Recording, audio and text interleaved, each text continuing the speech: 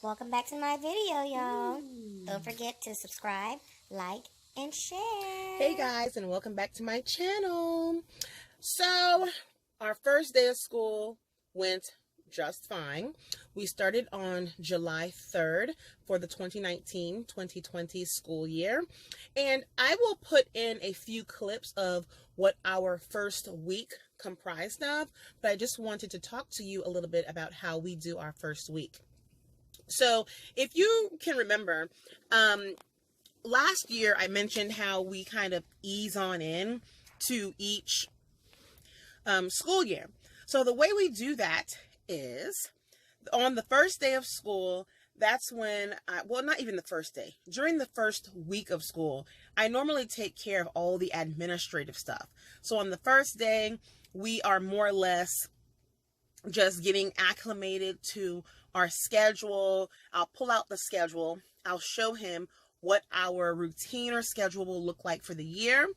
We talk about his curriculum. I give him an opportunity to just go through his curriculum and kind of look at what we're using this year. And then I show him around the homeschool room where everything is located. And we have some things located outside of our homeschool room. So I'll just show him again where the things that he will need to use, where everything is located, answer any questions for him. In terms of work, we don't really do any real work throughout that first week. So you'll notice in my video, we have like a wheel. So what I'll do on that wheel, I'll put all the subjects: math, science, ELAR, writing, social studies, books, things of that nature. He'll spin the wheel, and then wherever the wheel lands, that's the subject that we'll dive into that particular day. As an example, if we started on a Wednesday, he spins the wheel. After we, kind of talk about the schedule or routine and where everything is located around the homeschool room, he'll spin the wheel, and if it landed on math, he will then go and get his math curriculum out of his designated area, and then I will give him his math syllabus. And we will go through the math syllabus. And I will do another video, and I will show you how I created my syllabus for the school year. Now, he is in the 6th grade, and if you recall last year, I said when my son gets into the 6th grade, that middle school journey, we're going to do some things to get him prepared for high school. That's more independence in terms of work. That is a syllabus. That is a course of study. And again, I'll show you all that. And for some some classes, he's going to receive grades. Last year, as a 5th grader, I attempted not to give him grades, but at the end of the school year, when I told him, okay, he's not getting a report card, he's more or less getting like a progress report, he was up in arms. He wanted grades. So I had to go back, look at all his paperwork that I did keep, and I provided him grades for the core subjects: the math, the English language arts, social studies, African studies, and things of that nature. So I made sure this year I created a rubric for grades, and he's definitely going to get grades in those core subjects because that's what he wanted. I wasn't going to do that until the 7th grade, but hey, if the child wants to, I'm not going to deny him from receiving grades. It's okay. So once we pull out the course of study and the syllabus, we'll read it together, and then I'll ask him, whether or not he has any questions. Does he understand, what he's reading and things of that nature. We'll go through the book. I'll give him an overview of the book. We'll look through the chapters, and, he got really excited doing it that way. So once we were done with that, the next day, that only took about an hour. So the next day he would spin the wheel again. Let's say it falls on English language arts. I would do the same thing.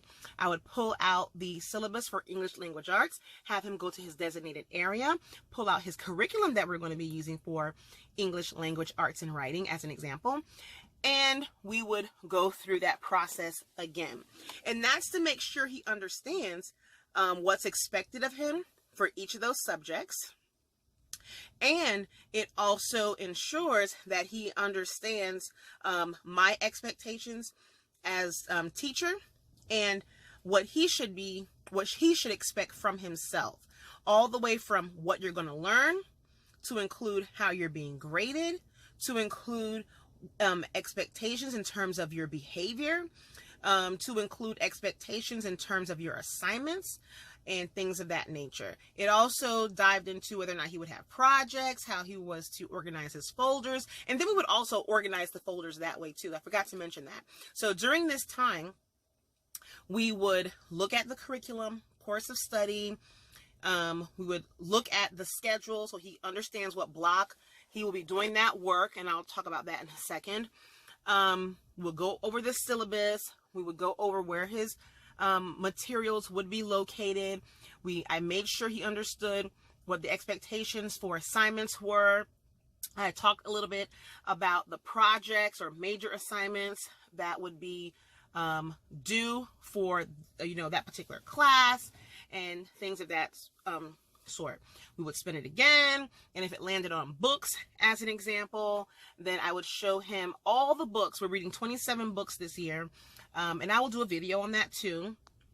27 books that's going to include all topics. So what I decided to do this year in terms of our read alouds and independent reading is I wanted to integrate them all across.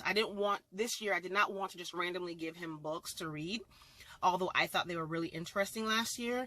I want to make sure that whatever he is reading in social studies, as an example, let's say he's reading something for ancient times, world history, that book can also be used for language arts, and vice versa. If we're reading a Shakespeare that's for language arts, then of course it can be tied into social studies, because we would talk about world history and things of that nature, what was going on in the world and stuff like that. Hopefully that makes sense. I wanted to integrate the books cross-curricular this year. Same thing with history. With our history, everything is being integrated cross-curricular. And all that means for history is if I am teaching something about geography, then that should be applicable to world history and United States history, African American history, and African studies. I want to make sure that whatever we're learning in one area of social studies can be applied across the board. So I am not, teaching 4 different classes, doing 4 different things under the topic of social studies. But I will do a video. I promise you, I will do a video on how I organize my social studies. And under social studies, I include geography, world history, U.S. history, U.S. government, African American history, and then African studies is considered separate outside of social studies for me. So yeah, that's how we're doing it. And so let me go back to these routine. I am a routine type girl. I don't like to be confined to a day of the week or a time for any particular thing. I want to be really, really flexible. My son had a hard time with that last year. So my husband does not like that type of schedule. He doesn't like a routine. He wants to know my son is doing something from this time to this time. And at this time, this particular project or assignment is due. He didn't like the fact that my son, I gave him all day to do his work, and then as long as it was done before he went to bed, I was good. He didn't like that because my son was always in and out the room, in and out, in and out. Oh, mommy this, mommy that, daddy this, daddy that, 8 o'clock at night. Okay, I'm done my math. Where do I put it? So he did not like that. He wanted me as mom to also have the opportunity to have specified downtime every single day. So my son also likes a schedule. He wants to know that he has a specific block of time to do a specific assignment. So he likes the fact that, from 9 to 10:30, he's doing science. From 10:45 to 12, he's doing math on a Tuesday, as an example. He likes the whole block scheduling. He likes to know at a particular time of day, this is what I'm supposed to do. And because he likes that, I'm going to bend to that, and I'm going to give him that in order to help him flourish a little bit better this year as an official middle schooler. So we are doing block scheduling, and I'll share that with you in a different video. But I didn't want this video to be too long. But all I wanted to let you guys know is that our journey began on July 3rd for the 2019-2020 school year. My son is in the 6th grade. I am super excited. I have a middle schooler. I can't believe I have a middle schooler. Wow. An official middle schooler. I considered 5th grade to be middle school, but officially he's a 6th grader. So I'm super excited about that, watching him grow in so many ways. It's really awesome. So I'm super excited. And again, when we start our homeschool year, I'm not stressing it. The first week, is basically, diving into each subject one day at a time. We're not doing any work. We're not reading anything. It's all about getting accustomed to, where everything is, understanding what you're learning this year, why I chose that particular thing in terms of the books, the curriculum, and so forth. Make sure you understand what a course of study looks like, what it is, what's its purpose, and also a syllabus. How do you use it? What is its purpose? How do you maintain it? Keep track of it. We also did his agenda and planner binder. So we got that together, situated, make sure he understood how to work that, made sure he understood where all his completed work goes, his graded work, make sure he understood, the calendar, his schedule. I also ensured that we were on the same page in terms of tracking of time.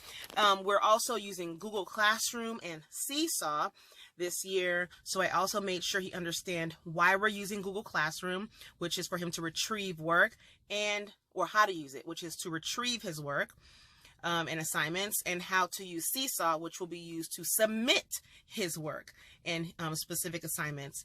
And I really like Seesaw because that's going to help me create a portfolio of work. Instead of keeping all that loose paperwork, certain projects or assignments that I want him to keep, he's going to take a picture of it, upload it. I can grade it on there. I can have him redo it. We can do voice messages. And at the end of the year, all I have to do is print out his portfolio, and all that work will be printed out nice and neat in one little area. And I did not have to keep any loose leaf paper throughout the year. So I hope you find this video of benefit. The clips I'm going to put in will be about 14 minutes long, which means the entire video will be about 15 minutes long. So bear with me. Thank you for watching, and all of my new subscribers, thank you so much for subscribing. Don't forget to thumb this video like a thumbs up, right? And share it. And if you have any questions for me, let me know. I'm also going to come on and do a question and answer, because I've realized that I'm getting emails with your questions. Thank you. Keep it coming. And also, when you respond to a video, sometimes I'll get it in my inbox, but I don't see it in the actual video. So if I haven't answered your question, I apologize. I will try my best to go through my email and videos to see if I've missed anything. But if you would please just go ahead and ask again, that would be greatly appreciated. I don't want to miss any of your questions. I want to respond to every one of you if you have questions, comments, concerns. And that's about it. So as always, be blessed, make it a great day, and keep on watching to the end for my clips. All right, bye. Alyssa, play talking music. Here's a station for you based on Talkie Talkie by DJ Snake, featuring Selena Gomez, Ozuna, Cardi B on Amazon Music. It's a move again. Oh no, say Alexa.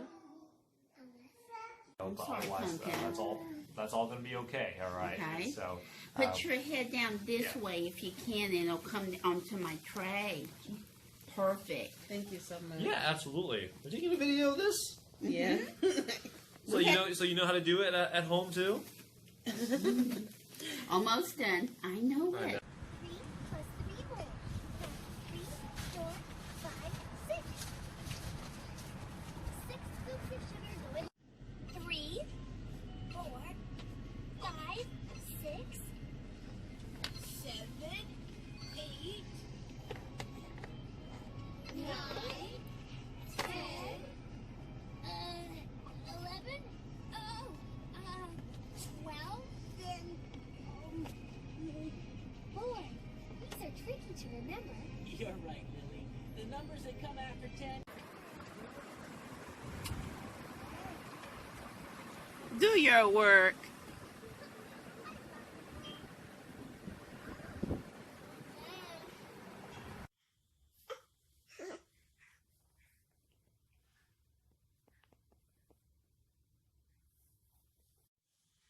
So let's go ahead and spin the wheel and see what subject are we going to discuss our syllabus on. I don't like that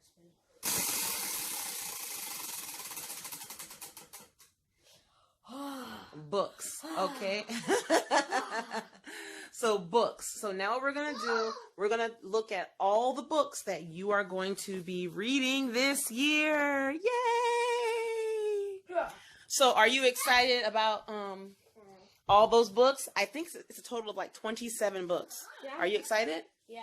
I'm excited too. Well, the next thing's obviously gonna be math, but Yeah, because we did some of those already. on social studies. Yeah. Okay. Math. No, it landed on math. No, it landed on math at first. That's what we're doing. Let's go. Let's go. Math. Let's go. Yes, social studies. Hey, baby. Hey, Micah.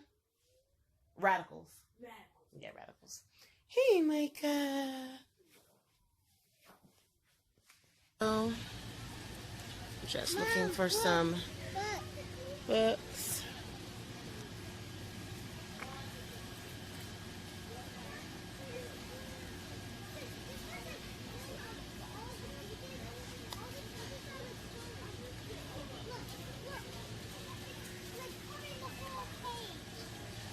Books galore. Oh, it's okay. She's okay.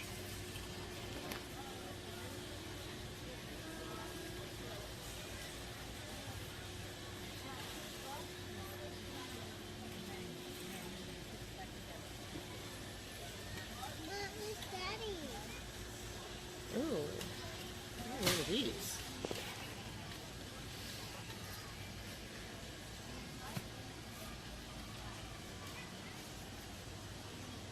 I love that, but I don't like things on my wall.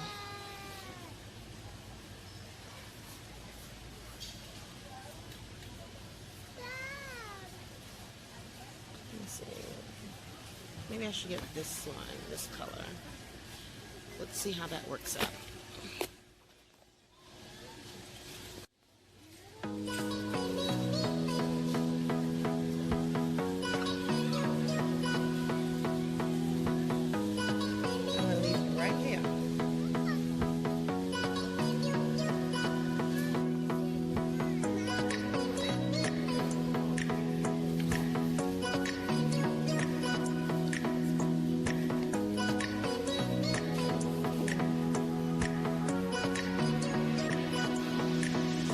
Pieces, 245 pieces.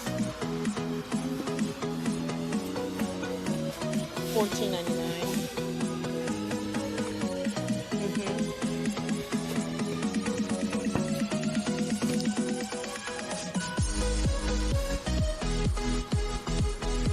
Just purchase it from DK Books.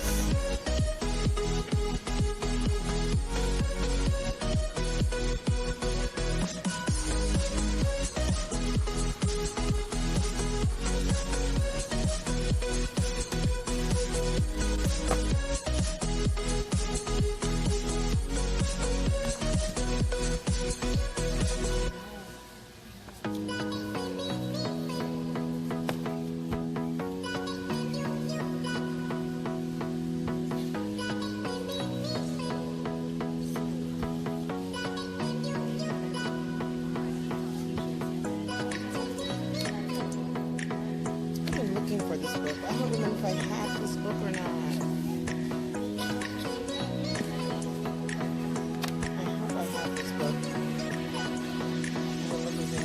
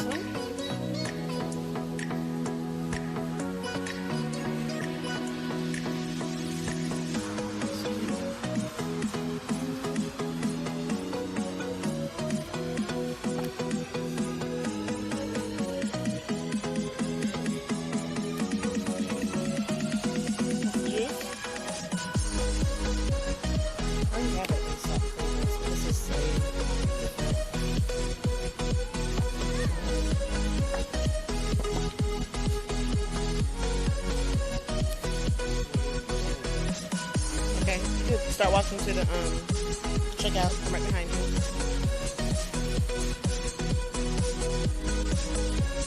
As I continue looking at books.